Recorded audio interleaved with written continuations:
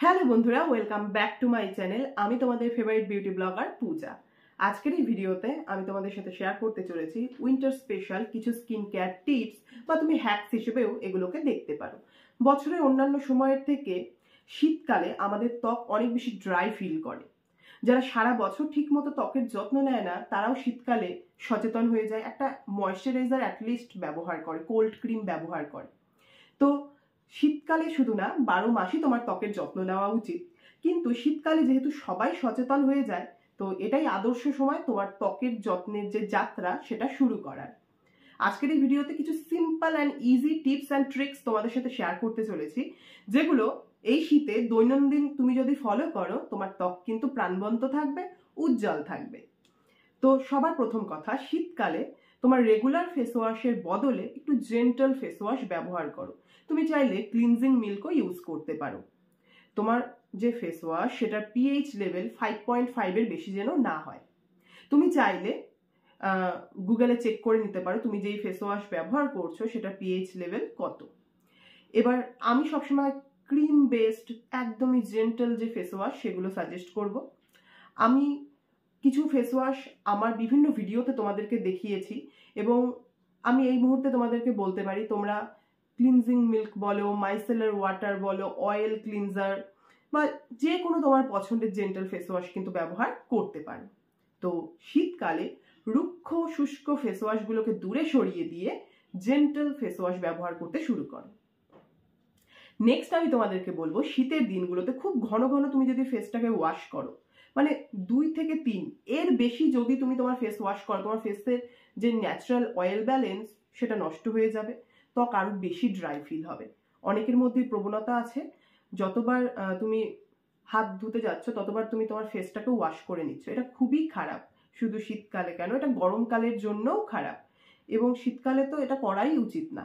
আর face wash করার জন্য গরম জল কখনোই ব্যবহার করবে না, সবসময় নর্মাল ওয়াটার ব্যবহার করবে, সেটা তোমার ত্বকের জন্য খুব ভালো। গরম জল আমাদের ফেসকে কিন্তু আরো বেশি ড্রাই করে দেয়।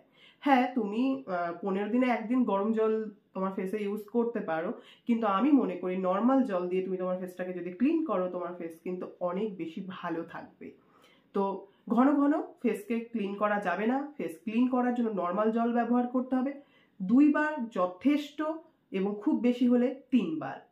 শীতকালে তুমি তোমার ত্বকের ধরন বুঝে একটা ভালো মানের ময়শ্চারাইজার ব্যবহার করবে।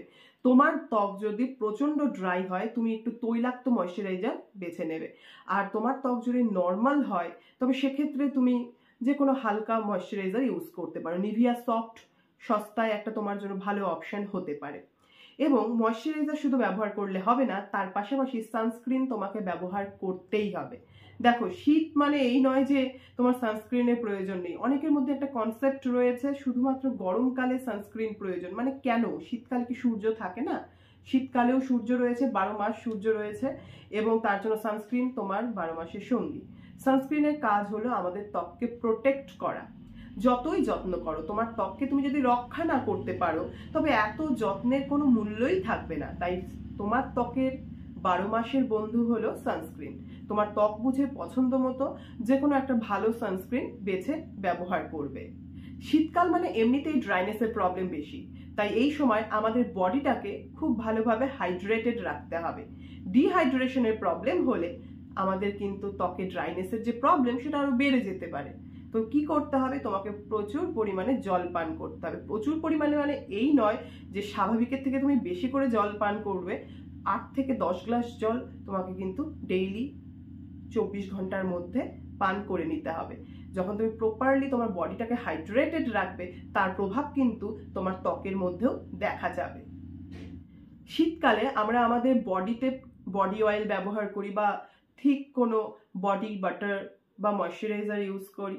এবার দেখো, তুমি রাতের বেলা যখন ঘুমোচ্ছ, তোমার বিছানার চাদরে বালিশে সেগুলো কিন্তু রয়ে যাচ্ছে। তাই সপ্তাহে একদিন করে তুমি যদি তোমার বিছানার চাদর এবং বালিশের কভার চেঞ্জ না করো, সেক্ষেত্রে তোমার অ্যাকনি বা আরো স্কিন ইস্যুসের যে সমস্যা সেটা কিন্তু বেড়ে যেতে পারে। তাই হাইজিন ভীষণই ইম্পর্টেন্ট। রেগুলারলি তোমার বেড কভার অ্যান্ড পিলো কভারকে কিন্তু চেঞ্জ করতে থাকবে। তো এই ছিল ইজি অ্যান্ড বেসিক কিছু টিপস, যেগুলো তুমি ডেইলি ফলো করে এই শীতে নিজের ত্বককে কিন্তু প্রাণবন্ত ও সুন্দর করে তুলতে পারো। কমেন্ট করে জানাবে কোন টিপসটা তোমার সবথেকে বেশি ভালো লেগেছে আর কোনগুলো তুমি অলরেডি ফলো করছো। তো কোনো প্রশ্ন থাকলে কমেন্ট করতে পারো। ভিডিওটি ভালো লাগলে এক্ষুনি একটা লাইক করবে, ফ্রেন্ডস আর ফ্যামিলি মেম্বারসদের সাথে শেয়ার করতে একদম ভুলবে না। দেখা হচ্ছে নতুন ভিডিওতে, ততক্ষণের জন্য বাই। সবাই খুব ভালো থেকো, সুস্থ থেকো।